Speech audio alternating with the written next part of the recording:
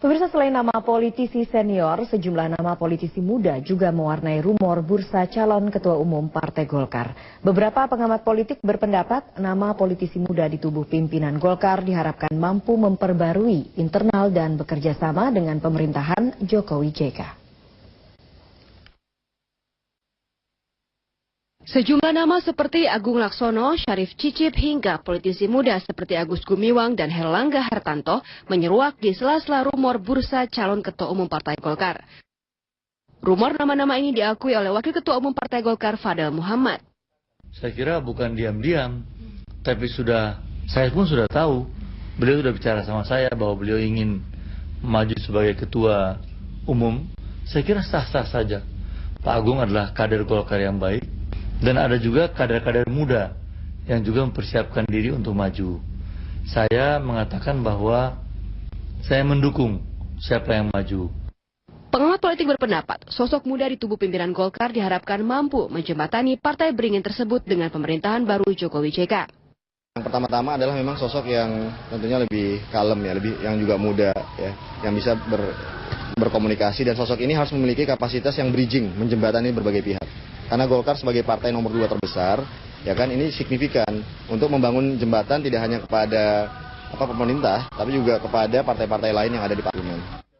Meskipun demikian, Fadel Muhammad sebagai Ketua Munas Golkar di Riau tahun 2009 mengingatkan kader Golkar untuk menaati keputusan Munas bahwa jadwal pelaksanaan musyawarah nasional adalah tahun 2015. Tim Liputan, Metro TV.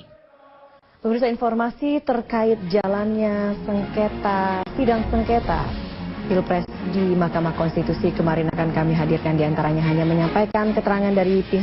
Pemirsa, Partai Golkar kembali mengeluarkan ancaman untuk memecat kadernya dari pengurus. Kali ini yang disasar adalah Wakil Ketua Umum Partai Beringin itu, Agung Laksono.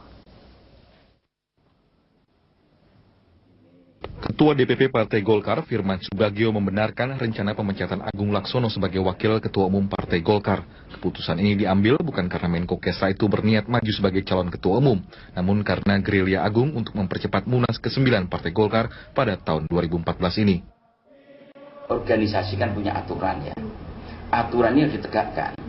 Siapa yang menegakkan aturan kalau bukan kita sendiri dari dalam?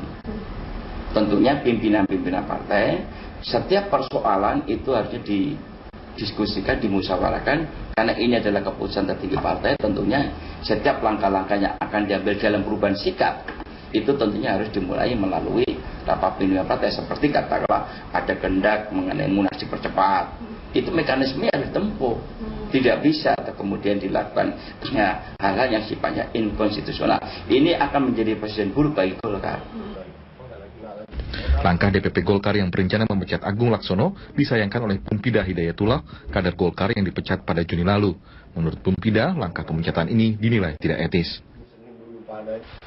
Saya sudah cek, suratnya sudah dipersiapkan, tinggal ditandatangan saja itu. Tapi ini bukan pemecatan sebagai kader ya, pemecatan dari jabatan Wakil Ketua Umum. Artinya tetap saja ini sebagai langkah politik yang sangat tidak etis kalau menurut saya dalam konteks. Masa orang di dalam keadaan berbeda juga tiba-tiba dilucuti saja. Padahal ini kan perbedaannya hanya perbedaan pendapat yang seharusnya bisa dibahas secara internal dan tidak perlu mencuat keluar. Ketua Umum Golkar Abu Rizal Bakri rencananya akan menggelar pertemuan dengan Agung Laksono terlebih dulu untuk menyelesaikan konflik internal yang terjadi di tubuh partai tersebut. Jika pertemuan itu tidak menghasilkan, Liputan Metro TV.